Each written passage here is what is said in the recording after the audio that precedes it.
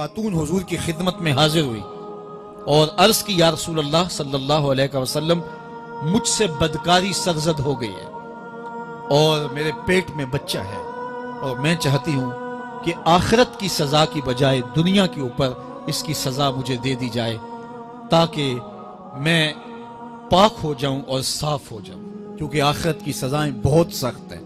اللہ کے محبوب علیہ السلام نے جبریل امین سے ایک دن پوچھا تھا مجھے جہنم کے عذابوں کا ذکر سناؤ، تو عرض کی یا رسول اللہ صلی اللہ علیہ وسلم ہلکا ترین عذاب یہ ہے کہ جہنمی کے پاؤں میں آگ کے جوتے رکھے جائیں گے، باقی اس کے پورے بدن پہ آگ نہیں ہوگی، صرف آگ کے جوتے اس کو پہنائے جائیں گے، لیکن اس کی حدت، گرمی اور شدت اتنی ہوگی یغلی منہما دماغہ، اس کی شدت سے اس کا دماغ پگھل کر ناک اور کانوں کے ذریعے سے باہر آنا شروع ہو جائے گا۔ یہ سب سے ہلکے عذاب کی کیفیت ہے، اور جو عذاب سخت ہیں الیاذ باللہ، اللہ تعالیٰ قرآن مجید میں فرماتا ہے ثم لا يموت فیہا ولا یحیا، اس بڑے عذاب کا ذکر کیا جو جہنمیوں کو دیا جائے گا، فرمایا اس عذاب کی کیفیت یہ ہوگی بندہ نہ جیے گا نہ مرے گا۔ جیے گا اس لیے نہیں کہ آگے اور پیچھے دائیں اور بائیں آگ ہی آگ ہوگی، تو اس آگ میں جینا کو جینا تو نہیں ہوگا، اور مرے گا اس لیے نہیں کہ موت کو موت آ چکی ہوگی۔ تو وہ کتنا سخت عذاب ہوگا الیاذ باللہ کہ ہلکے ترین عذاب کی کیفیت یہ ہے کہ پاؤں میں آگ کا جوتا اور دماغ پگھل کے ناک اور کانوں کے راستے سے باہر آ جائے۔ تو اس نے عرض کی یا رسول اللہ صلی اللہ علیہ وسلم میرے اوپر حد جاری کر دیجئے، اور اس نے کہا کہ میرے پیٹ میں جو ہے وہ بچہ ہے۔ اللہ کے محبوب علیہ السلام نے فرمایا جاؤ جب بچہ پیدا ہو تو پھر آنا۔ وہ چلی گئی، تو جب بچہ پیدا ہوا تو گود میں اٹھائے پھر حضور کی خدمت میں حاضر ہوئے اور عرض کی یا رسول اللہ یہ ہے بچہ جو میں نے گناہ کیا تھا، بدکاری کی تھی، آج یہ اس کی نشانی ہے۔ تو اللہ کے محبوب علیہ السلام نے فرمایا کہ اسے لے جاؤ اور اسے دودھ پلاؤ، اور جب یہ کچھ کھانے پینے لگ جائے گا تو پھر آنا۔ کچھ دنوں کے بعد وہ دوبارہ حاضر ہوئی اور اس نے اس بچے کے ہاتھ میں روٹی کا ٹکڑا دیا ہوا تھا اور عرض کی یا رسول اللہ دیکھ لیجئے اب یہ روٹی کھانے لگ گیا ہے۔ اللہ اکبر۔ تو اللہ کے محبوب نے فرمایا انہیں لے جاؤ اور جا کے انہیں سنگسار کر دو۔ اس کی یہ حد بنتی تھی، اس کو سنگسار کیا اور اس نے خود یہ سزا اپنے لیے قبول کی۔ تو یہ بات ذہن نشین کیجئے کہ یہ وہ لوگ تھے کہ جن سے کبھی کوئی گناہ سرزد ہو جاتا تو وہ جلد توبہ کرتے، اور اس کی بڑی سے بڑی حد اور سزا بھی ہوتی تو وہ بھی کاٹنے کے لیے تیار ہو جاتے۔ میں اور آپ دیکھیں کہ ہماری زندگی میں اگر گناہ ہیں اور ہمیں سچی توبہ کی توفیق بھی نصیب نہیں ہے اور آئندہ نہ کرنے کا عزم مصمم ہو، پکا ارادہ ہو کہ یہ گناہ زندگی میں دوبارہ نہیں کروں گا، الگ بات ہے کہ پھر دوبارہ اس سے سرزد ہو جائے، لیکن جب وہ توبہ کر رہا ہو تو اس وقت اس کا پختہ عزم ہو اور اس کے دل کے کسی گوشے میں نہ ہو کہ چلو میں توبہ کر لیتا ہوں اور پھر ہو گیا تو پھر کر لوں گا، پکا عزم ہو کہ دوبارہ یہ گناہ نہیں کروں گا۔ اور اگر زبان سے توبہ توبہ کر رہا ہو اور دل میں ہو کہ ٹھیک ہے یہ تو صبح بھی مجھ سے عمل بد سرزد ہونا ہے، تو اللہ تعالیٰ سے یہ مذاق کرنے والی بات ہے، اور اللہ تعالیٰ سے جو مذاق کرتا ہے وہ کہاں کھڑا ہے وہ خود سوچ لے۔ وہ کیا کسی نے کہا تھا کہ توبہ کی پھر توبہ کر کے توڑ دی، میری اس توبہ پہ توبہ کر اٹھی۔ تو ایسی توبہ نہیں ہے کہ جو رسماً کسی مجلس میں چلے گئے، کسی اجتماع میں چلے گئے تو سب لوگوں نے توبہ کی تو وہ بھی توبہ کرتا رہا، لیکن اس کا عزم مصمم پختہ ارادہ نہیں تھا گناہوں کو چھوڑنے کا، تو یہ توبہ نہیں، یہ مذاق ہے۔ اس لیے اللہ کے حضور سچی توبہ یہ ہے کہ ماں قبل کے گناہوں سے مٹی کے گھروندے پاؤں پہ بناتا ہے اور انہیں مسمار کر دیتا ہے۔ وہ کبھی آپ نے دیکھا ہوگا کہ بچے ریت میں اپنا پاؤں رکھ کر کے اوپر سے ریت تھپک لیتے ہیں اور پھر پاؤں ہولے سے نکال لیتے ہیں، بچ جائے تو بڑے خوش ہوتے ہیں، اور جب کھیل ختم ہو جاتے تو اسے گرا دیتے ہیں اپنے ہاتھوں سے۔ بہلول بھی اسی شغل میں لگا ہوا ہے، بہلول یہ کام کر رہا ہے، گروندے بناتا ہے گراتا ہے، گروندے بناتا ہے گراتا ہے۔ بادشاہ گزرا، پوچھا بہلول کیا کر رہے ہو؟ ہنس کے کہا جنت کے مکان بنا رہا ہوں۔ کہا بیچتے ہو؟ ہاں بیچتا ہوں. کتنے کا؟ 10 روپے کا، سیل لگائی ہوئی ہے. بادشاہ مسکرا کے گزر گیا. دیوانہ ہے، مجنوں ہے، اپنی موج میں لگا ہے. پیچھے سے ملکہ زبیدہ بھی آ رہی تھی. اس نے بھی دیکھا. کہا بہلول کیا کر رہے ہو؟ کہا جنت کے مکان بنا رہا ہوں. کہا بیچتے ہو؟ ہاں 10 روپے کا بیچتا ہوں. 10 روپے بادشاہوں کے لیے کیا ہوتے ہیں؟ 10 درہم نکالے، اس کو دیے، اس نے دریائے دجلہ میں پھینک دی.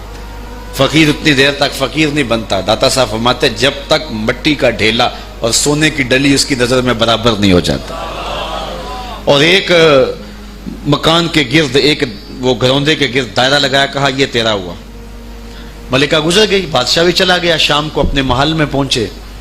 بادشاہ سویا. منظر جاگا کہ حشر کا دن ہے، پھر جنت کا منظر ہے. جنت میں بڑے بڑے خوبصورت مکان ہیں. ایک مکان تو بڑا ہی اچھا لگا، تو جی چاہا کہ اس مکان کو دیکھوں.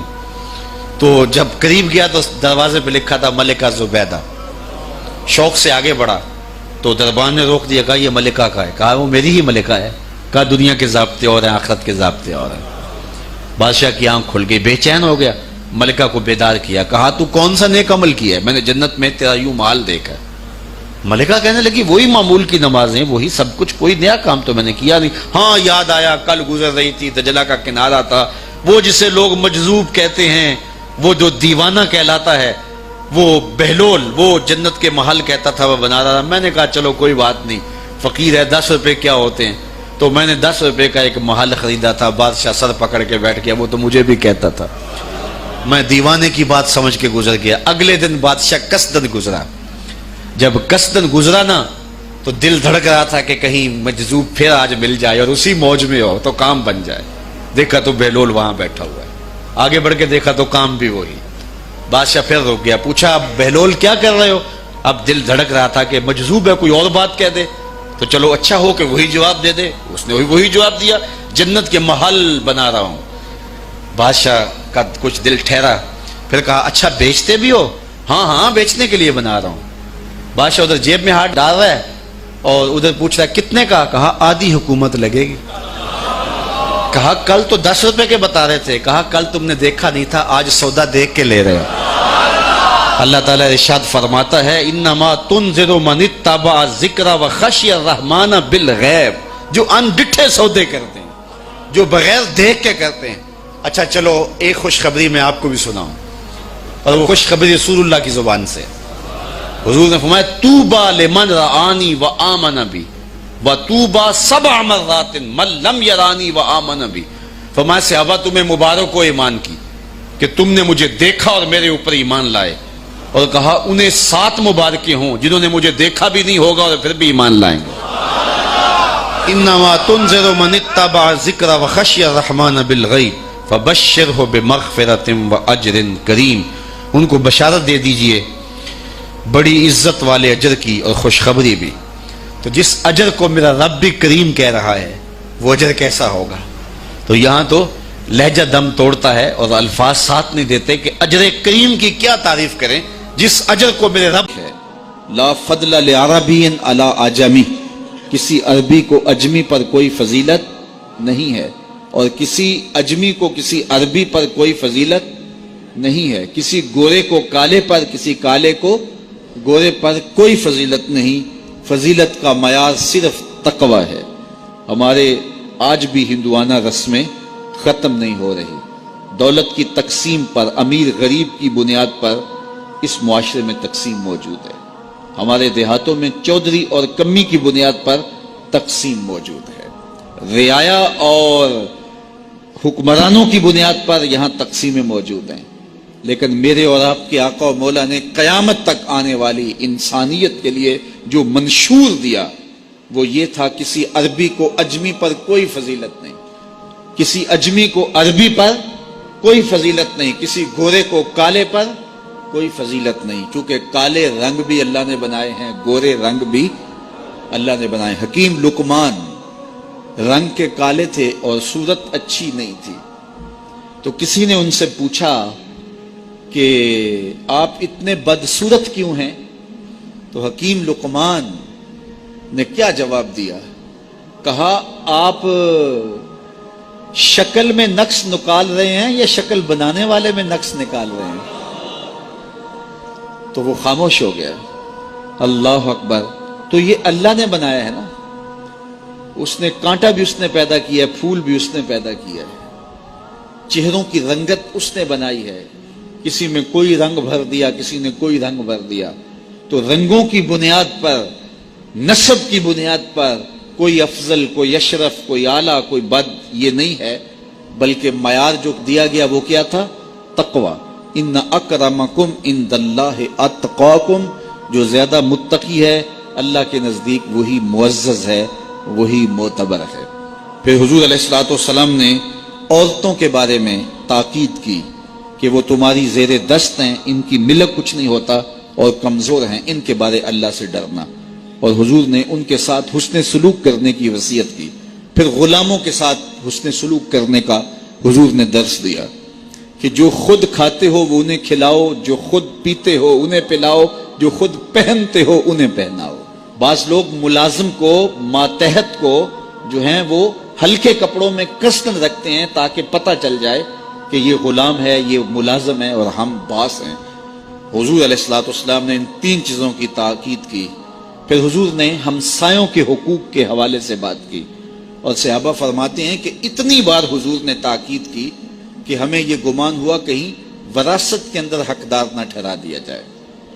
تو ہمسایوں کے حقوق کے حوالے سے حضور نے تاکید ارشاد فرمائی. پھر حضور نے 3 باتوں کی تاکید فرمائی. پہلی بات, عمل میں اخلاص پیدا کرو, چونکہ عمل کا خلوص ہی قبولیت کا سبب و ذریعہ ہے. اگر عمل میں خلوص نہیں تو کچھ بھی پلے نہیں ہے. دوسری بات, حاکموں کو وصیت کرنا, جو بادشاہ وقت ہوں, حاکم ہوں, ان کو خیر کی بات کہنا, ان کو بتانا, ان کا قبلہ درست کرنے کی کوشش کرنا, یہ ذمہ داری ہے قوم کے اوپر. تیسری بات کی حضور نے یہ وصیت فرمائی, لزوم و جماعت المسلمین, مسلمانوں کی جماعت سے الگ نہ ہونا, الگ الگ ٹولیوں میں نہ بٹنا, لابیاں نہ بنانا, گروہ بندیاں نہ کرنا, جماعت کے ساتھ جڑ کے رہنا, فرقہ بندی سے بچنا اور جماعت وحدہ کا ساتھ دینا. حضور نے فرمائی, تابعوا السواد الاعظم فإنہ من شذ شذ فی النار, جو بڑی جماعت ہے, سواد اعظم ہے, ان کے ساتھ رہنا, جو ان سے بچھڑ گیا وہ جہنم میں ڈالا جائے گا. در ماہی دا چھوڑی ناہی, نہیں تے ہو جاویں گا روگی, جیڑی بکری اجڑوں وچھڑی او بگیاڑا جوگی. اس لیے لزوم و جماعت المسلمین, مسلمانوں کی جماعت کے ساتھ قائم رہنا.